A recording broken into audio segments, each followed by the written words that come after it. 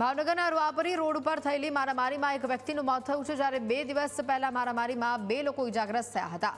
સારવાર દરમિયાન એક વ્યક્તિનું મોત થતાં ફરી બબાલ સામે આવી છે. રૂઆપરી મહાકાળી વસાહત વિસ્તારમાં 3 મકાન અને એક રિક્ષામાં આગ લગાવી તોડફોડ કરવામાં આવી હતી. ઇન્ચાર્જ એસપી અને એસીપી, ડીવાયએસપી, એલસીબી સહિતનો પોલીસ કાફલો તૈનાત કરવામાં આવ્યો છે. પોલીસે ચુસ્ત બંદોબસ્ત ગોઠવીને પરિસ્થિતિ પર કાબુ મેળવ્યો છે.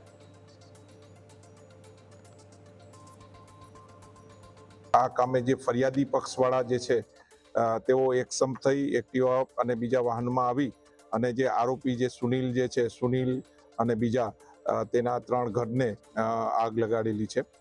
આ કામે પોલીસ દ્વારા જે એક્ટિવા જે નંબર જે છે તેને લોકેટ કરવામાં આવેલા છે અને જે બી આરોપીઓ આવેલા છે તેના કામે પર્સનલી જે વિસ્તારમાંથી આવ્યા છે ત્યાંના સીસીટીવી અને રૂટ ઉપરના સીસીટીવી ચેક કરવાની હાલમાં કામગીરી ચાલુ છે. અને આ કામે જે આરોપીઓ જે છે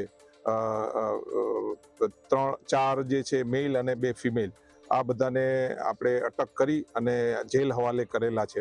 તો આજે 8 વાગ્યાના સમયમાં અહીંયા કોઈ હાજર નહીં હતું, એટલે જે ફરિયાદી પક્ષવાળા એકસમ થઈ અને જ્વલનશીલ પદાર્થથી આરોપીના જે મકાન જે છે તેને આગજનીનો બનાવ કરેલ છે.